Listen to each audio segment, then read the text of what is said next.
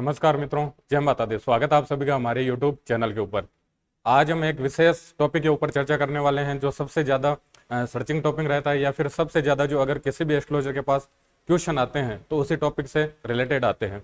Topic है आपके पितृदोष। पितृदोष है, उसके सिम्टम क्या है, कैसे वो किसी चार्ट के अंदर अपन फाइंड आउट कर सकते हैं कि इस चार्ट है उसके अंदर पितृदोष है या फिर नहीं है। और अपने को पता चल गया कि अपने चार्ट के अंदर या फिर अपने फैमिली मेंबर है पर्टिकुलर कोई भी, उनके चार्ट के अंदर ये पितृदोष है, उसके सूत्र देख लिया अपन, तो उसके निवारण के लिए अपन क्या इजी गोइंग रेमेडी कर सकते हैं और उससे उनसे अच्छे से अच्छे अपन रिजल्ट है वो ले सकते हैं। तो सबसे पहले तो मैं बता देता हूं कि सिम्टम है वो क्या है आपके पितृदोष के। सबसे पहले सिम्टम की बात करें अपन कि क्या क्या सिम्टम है अपने को मैक्सिमम अपन देखते हैं पितृदोष के अंदर। सबसे पहले अगर किसी भी चार्ट के अंदर या फिर कोई भी व्यक्ति है उसके अगर पितृदोष होगा तो उसकी लाइफ में सबसे पहले जो चीज दिखेगी वो है डिले। हर काम के अंदर देरी होगी। कोई भी काम है, जो काम एक दूसरा व्यक्ति आपका मित्र है, जिस काम को 15 दिन में उसके जो काम हो रहा है, डॉक्यूमेंट से रिलेटेड हो सकता है या फिर किसी भी तरह का कोई काम है, आपके पड़ोसी का, आपके मित्र का, आपके साथ वाले का, जो काम आपके 15 दिन में हो रहा है, वही जिसके पितृदोष है उसको उसी काम के अंदर समय लग जाएगा। आपके 1 साल लग गई, 1.5 साल लग गई। तो सबसे पहले जो सिम्टम है, अगर किसी भी चार्ट के अंदर पितृदोष है तो सबसे पहले जो सिम्टम दिखेगा लाइफ के अंदर, हर चीज के अंदर उसके डिले है, देरी है, वो होगी। ठीक है। दूसरा सिम्टम देखिए अपन, तो दूसरा सिम्टम है आपके अस्थायी, अनस्टेबिलिटी बोल सकते हैं अपन। दूसरा सिम्टम है अस्थायी। व्यक्ति है, अपने कार्य क्षेत्र के अंदर देख लो, फैमिली के अंदर देख लो, हर जगह वो अस्थायी की उसकी स्थिति रहेगी। कहीं पर भी उसकी स्टेबिलिटी है वो अपन देख नहीं पाएंगे, कहीं पर भी उसका स्थायित्व तो है वो नहीं देखेंगे अपन। क्योंकि जिसके भी पितृदोष होता है, जहां पर जॉब लग गए उसी जॉब के अंदर 20 साल से है, कोई प्रमोशन नहीं हो रहा है, या फिर व्यक्ति है जॉब भी नहीं लग पा रहा है, या फिर उसके कार्य क्षेत्र के अंदर कभी ना किसी तरह की दिक्कत आ जाती है, कभी किसी तरह की, या फिर कार्य क्षेत्र है वो बदलते ही जा रहा है। तो सबसे पहले अगर पितृदोष है तो उस व्यक्ति के कार्य क्षेत्र के अंदर एक अनस्टेबिलिटी देखिए, हम देखेंगे अपन, वो हर कार्य क्षेत्र है बदलता रहेगा, या फिर उसका प्रमोशन नहीं होगा, या फिर प्रमोशन हो रहा है तो एक प्रमोशन हो गया, दूसरे प्रमोशन में 10 साल हो गए, 20 साल हो गए, या फिर उसकी जॉब है वही नहीं लग पा रही है। ठीक है। तीसरा सिम्टम देखिए अपन, तो घर का जो माहौल है, घर का माहौल है वो आपके खराब रहेगा। तीसरा सिम्टम है कि घर का माहौल है, घर में किसी न किसी बात को लेकर झगड़े होते रहेंगे, किसी न किसी चीज को लेकर खिटपिट है वो चलती रहेगी। घर का माहौल है हर समय क्या रहेगा, आपके खराब रहेगा। चौथा सिम्टम देखिए अपन, व्यक्ति है उसकी शादी है या तो वो नहीं होगी, हो गई है तो शादी है सक्सेस नहीं होगी, शादी के अंदर किसी न किसी तरह की दिक्कत है वो क्या रहेगी, आपके बनी रहेगी।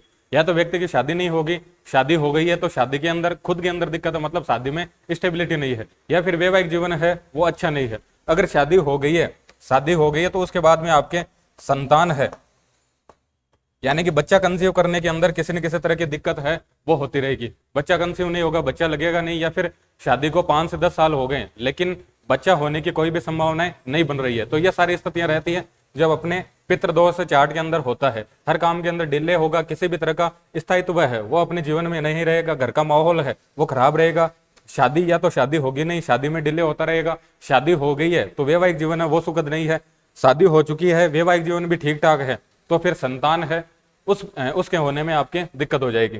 पांचवा सिम्टम है आपके किसी न किसी तरह की बीमारी, किसी न किसी तरह की बीमारी है वो आपको घेरे रखेगी, या तो आपको हो सकती है या फिर आपके किसी फैमिली मेंबर को हो सकती है। घर से बीमारी है, जिसके भी पितृदोष है उस घर से बीमारी है पीछा नहीं छोड़ेगी, किसी न किसी व्यक्ति को लेकर बीमारी है आपसे हॉस्पिटल के चक्कर है वो कटवाती रहेगी। तो ये 5 सिम्टम है जिसे अपन फाइंड आउट कर सकते हैं या फिर अपन समझ सकते हैं कि इस व्यक्ति के या फिर इस चार्ट के अंदर पितृदोष है या फिर नहीं है।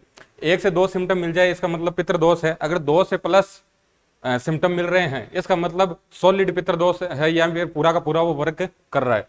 तो सबसे पहले अपन सिम्टम समझ चुके हैं। अब देखते हैं कि पितृदोष है वो होता कैसे है।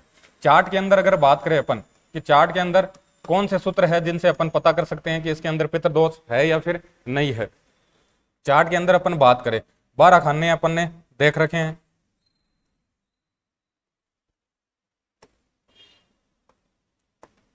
ये 12 खाने हैं, ये अपने को पता है कि कोई भी जैसे कुंडली है या फिर चार्ट है उसके अंदर अपन ये 12 खाने देखते हैं, ठीक है।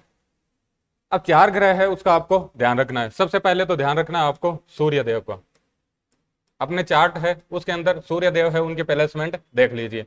सूर्य है, किसी भी 12 खाने हैं जो किसी भी खाने के अंदर वो उनकी प्लेसमेंट हो। सूर्य के साथ में अगर आपके राहु है, केतु है या फिर आपके शनि है, आपको जो चार्ट है उसमें सूर्य देव है, उनकी 12 खाने हैं, उसमें कहीं पे भी उनकी प्लेसमेंट हो, सूर्य देव है पहले से लेकर 12वें घर तक किसी भी भाव के अंदर उनकी प्लेसमेंट हो, अगर सूर्य के साथ में आपके राहु देव है, केतु देव है, शनि देव है, तो उस चार्ट के अंदर क्या हो जाएगा, बाय डिफॉल्ट है वो पितृदोष ही माना जाएगा। दूसरी कंडीशन है, पहली कंडीशन तो हो गई कि सूर्य के साथ में राहु हो या फिर केतु हो या फिर शनि हो, इनकी युति हो या फिर दृष्टि संबंध हो, तो अपन उसको क्या काउंट करेंगे, अपन पितृदोष है काउंट करेंगे। दूसरा सूत्र है आपके चंद्रमा है। चंद्रमा है, चंद्रमा के साथ में भी किसकी युति हो जाए, आपके राहु की युति हो जाए, केतु की युति हो जाए या फिर शनि की। ये 3 ग्रह है, जैसे सूर्य और आपके चंद्रमा है, सूर्य और चंद्रमा के साथ में राहु की युति हो, केतु की हो या फिर शनि को हो, इन तीनों ग्रह में से किसी की भी युति हो जाए, दृष्टि संबंध बन जाए, तो वो क्या है, आपके पितृदोष के अंदर काउंट होगा। सूर्य राहु केतु इनका जब योग बनता है तो इसको अपन ग्रहण योग लेते हैं, और एक ही अपने आप में क्या है, पितृदोष है। सूर्य शनि का जो योग है उसे लेते हैं अपन संघर्ष योग, ये भी किसके अंदर काउंट होगा, आपके पितृदोष के अंदर काउंट होगा। क्योंकि सूर्य है, सूर्य किसको रिप्रेजेंट करता है, फैमिली का जो हेड मेंबर है उससे किसका रिप्रेजेंट करता है, सूर्य करता है, ठीक है। फैमिली का जो मुख्य किरदार है, मुख्य भूमिका है जिसकी, वो कौन है, आपके सूर्य है। तो सूर्य के साथ में अगर राहु कंजक्ट हो जाए, केतु कंजक्ट हो जाए या फिर शनि हो जाए या फिर इनका दृष्टि संबंध बन जाए, तो उसमें क्या मानेंगे, अपन पितृदोष मानेंगे। चंद्रमा है, चंद्रमा के साथ में आप राहु हो जाए साथ में इकट्ठे, या फिर राहु है, केतु है, शनि है, युति बना रहे हैं या फिर दृष्टि संबंध है, तो उसको किस में काउंट करेंगे, अपन पितृदोष है उसके अंदर काउंट करेंगे। किसी भी भाव के अंदर हो सकता है, ऐसा नहीं है कि पर्टिकुलर इसी भाव के अंदर मानेंगे। 1 से लेकर 12 भाव में किसी भी भाव में अगर इनका संबंध बन रहा है तो उस चार्ट के अंदर क्या मानेंगे, अपन पितृदोष मानेंगे, ठीक है। अब किस भाव के अंदर ये ज्यादा एक्टिवेशन देखते हैं या फिर किस भाव के अंदर ये ज्यादा प्रभावित हो जाते हैं, ये जो कंजक्शन बताए हैं ये आपके दूसरे घर के अंदर हो, अगर दूसरे घर में है तो इनका इफेक्ट है ज्यादा देखने को मिलेगा। क्योंकि जो दूसरा घर है उससे क्या देखते हैं, अपन घर की स्थिति देखते हैं, जिस घर में अपन ने जन्म लिया है वो क्या है, आपके दूसरा घर है, यानी कि जो पूर्वज है, अपना जो पैतृक है, वो किससे देखते हैं, अपन दूसरे घर से देखते हैं। उसके बाद में चौथे घर के अंदर ये कंजंक्शन है या फिर युति है, संबंध है, कैसे भी है, अगर चौथे घर के अंदर ये योग बन रहा है तो भी क्या होगा, बहुत ज्यादा इफेक्टिव होगा, क्योंकि चौथा घर वो है जिस घर के अंदर अपन रह रहे हैं। उसके बाद में 5वां घर है, 5वें घर से अपन देख लें तो 5वां घर अपन मानते हैं कि पुण्य क्रम है जो पिछले जन्म के, उससे देखते हैं अपन 5वां घर, या फिर संतान है वो देखते हैं अपन 5वें घर से। तो 5वें घर में अगर ये बन रहा है तो इसका मतलब ये बहुत ज्यादा पावरफुल योग है आपके। उसके बाद में 9वां घर, जहां से अपन अपना डीएनए देखने, अपने जो पितरों की स्थिति है, अपना डीएनए है वो चेक करते हैं, पिता की स्थिति 9वें घर से, तो 9वें घर के अंदर ये बन रहा है तो भी क्या है, आपके बहुत ही ज्यादा सॉलिड स्थिति है आपके योग की, ठीक है। तो सबसे पहले तो अपन ने देखा कि बनता कैसे है, सूर्य और चंद्रमा है, उनके साथ में राहु केतु और शनि है, किसी भी तरह से कंजंक्शन बना ले, दृष्टि संबंध बना ले, मतलब संबंध बना ले, तो वो क्या होगा, पितृदोष है उसमें काउंट होगा। 12 भाव में से किसी भाव के अंदर ये स्थिति हो सकती है। उसके बाद में अगर दूसरे भाव में, चौथे भाव में, 5वें भाव में और 9वें भाव में अगर इनका कंजंक्शन बन रहा है, संबंध बन रहा है, तो वो क्या है, अपने आप में एक सॉलिड पितृ दोष है। तो अपने को सिम्टम पता चल गए। उसके बाद में अपन ने देख लिया कि किसी भी चार्ट है उसके अंदर पितृदोष है, बनता कैसे है। अब बात करते हैं अपन उसके निवारण की, कि अपन उसको सुधारने के लिए, उसके निवारण के लिए क्या क्या रेमेडीज कर सकते हैं। अब बात करते हैं रेमेडी की। अपने को पता चल गया कि अपना चार्ट है, सिम्टम भी मैच हो गए, अपने को यह भी पता चल गया कि अपने चार्ट के अंदर पितृदोष है, तो उसको सुधारने के लिए अपन इजी गोइंग रेमेडीज क्या क्या कर सकते हैं। देखो, सबसे पहले तो अगर सिस्टमेटिक रेमेडी बताऊं, सबसे पहले आप अपना लग्न है वो पता कर लीजिए। आपका जो भी लग्न है उसका आप पता कर लीजिए। जैसे आपका लग्न है मेष है या फिर वृश्चिक है, आपका लग्न है मेष है या फिर आपके वृश्चिक है। अगर इस लग्न के या फिर इस राशि के, आप लग्न पता नहीं है, आपको राशि पता है, इस लग्न के आप जातक जातिका हो, तो आपको क्या करना है, इसके लिए आपको लाल जो मसूर की दाल है, लाल मसूर दाल, लाल मसूर दाल है, उसको रात में किसी कटोरे में भिगो दें और सुबह पक्षियों को खिला दें। जो पक्षी उड़ते हैं उनको आप खिला दें, ठीक है। उसके बाद में आपके वृषभ लग्न हो,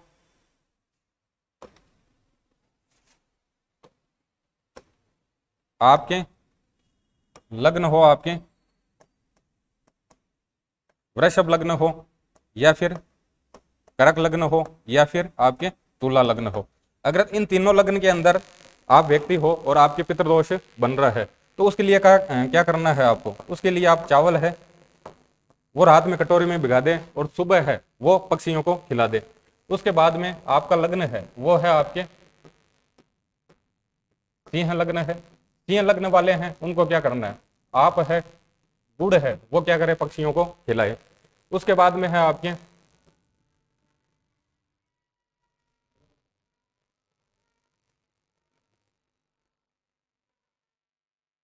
उसके बाद में आपके मकर लग्न है या फिर आपके कुंभ लग्न है।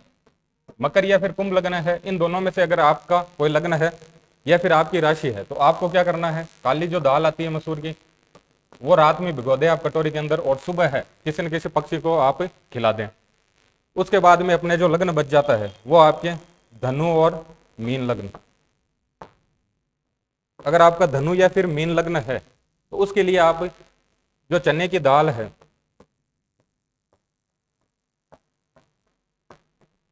चने की दाल है उसको रात में कटोरे में भिगा दे और सुबह आप क्या करें? पक्षियों को खिला दें।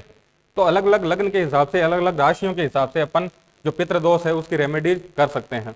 अगर मेष या फिर आपके वृश्चिक लग्न है तो उसके लिए लाल मसूर की दाल, वृषभ है या फिर कर्क है या फिर तुला है तो उसके लिए आप चावल, धनु या फिर मीन है तो उसके लिए चने की दाल, मकर या फिर कुंभ है तो उसके लिए काली दाल या फिर काले जो तिल है, या फिर आपके सिंह लग्न है तो उसके लिए आप गुड़ है वो पक्षियों को खिला सकते हैं। तो सबसे पहले तो अपना जो लग्न है या फिर अपनी जो राशि है उसके हिसाब से रेमेडी कर सकते हैं अपन।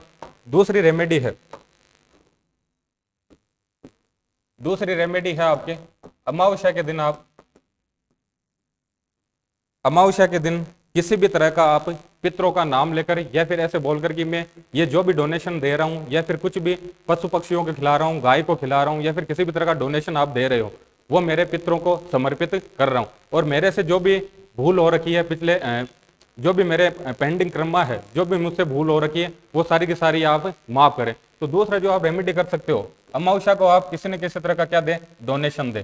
अमावस्या को जो भी जरूरतमंद है उनको कुछ ना कुछ खिला सकते हैं, या फिर पशु पक्षी है उनको आप कुछ न कुछ खिला सकते हैं, डोनेशन दे सकते हैं अपनी इच्छा अनुसार।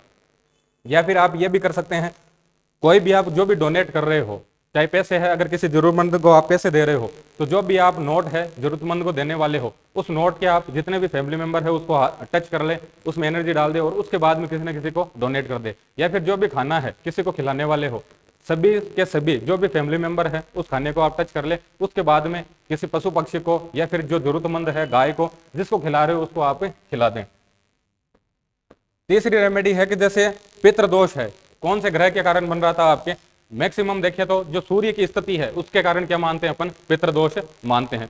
तो उसके लिए आपको क्या करना होगा? सूर्य है उसको आप सुधारें, सूर्य को आप अच्छा बल दे। अब सूर्य को बल कैसे दे सकते हैं अपन? रेगुलर है सूर्य को आप अर्घ्य दे सकते हो। सूर्य की क्वालिटी क्या है? सूर्य की क्वालिटी है देने की। सूर्य हमें रोशनी देते हैं, लेकिन कभी भी हमें ये बताते नहीं है कि मैं आपको क्या दे रहा हूँ? रोशनी दे रहा हूँ, एनर्जी दे रहा हूँ। तो आप भी वो क्वालिटी डेवलप करिए। सबसे पहले तो सूर्य जैसे पंक्चुअल है, एक फिक्स टाइम में सूर्योदय होना, एक फिक्स टाइम में सूर्यास्त होना, तो सबसे पहले खुद के अंदर वो पंक्चुअलिटी है सूर्य वाली वो डेवलप करिए। टाइम जो भी टाइम इवेंट जो बता रहे हैं उस पर पक्के रहिए। और दूसरी क्वालिटी कि सूर्य का काम देने का है, तो आप जो भी जरूरतमंद है आपके कॉन्टेक्ट में दिखता है, जो भी आपको लगता है कि इसको जरूरत है, उनको किसी किसी तरह का आप डोनेशन दे। अब पता है कि पशु पक्षी है उनको नीड्स किसकी है? अपने खाने की है। कुत्ते हैं, गाय है, या फिर किसी भी तरह के पक्षी है, अपने को पता है कि उनको नीड्स किसकी है? खाने की नीड्स है, और वो अपने आप में क्या है? जरूरतमंद है। तो आप उनको किसी भी तरह का खाना प्रोवाइड कर कर आपका जो पितृदोष है उसके आप अच्छे रिजल्ट ले सकते हो। और आपका जो सूर्य है जो देने का काम है, सूर्य की क्वालिटी लेकर, वो भी आप सूर्य अच्छा कर सकते हो। सूर्य देव है उनको नमस्कार करना बहुत ज्यादा पसंद है। तो आप कोई भी आपसे नया व्यक्ति मिलता है तो उसको आप नमस्कार करें, ये भी एक एक्टिविटी है सूर्य को अच्छा करने की।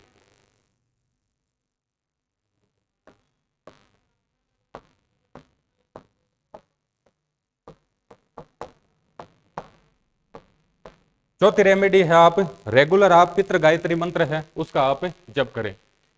आप चाहे जितना जप कर सकते हैं, बाकी पितृ गायत्री है उसको रूटीन के अंदर आप उसका जप कर सकते हैं।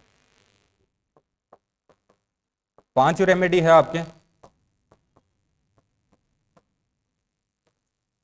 आपकी जो भी कुल देवता है, कुल देवता का आप पता कर ले और उनके मंदिर है रेगुलर जाए और उनकी रेगुलर सेवा करें, मंदिर की सफाई वगैरह करें।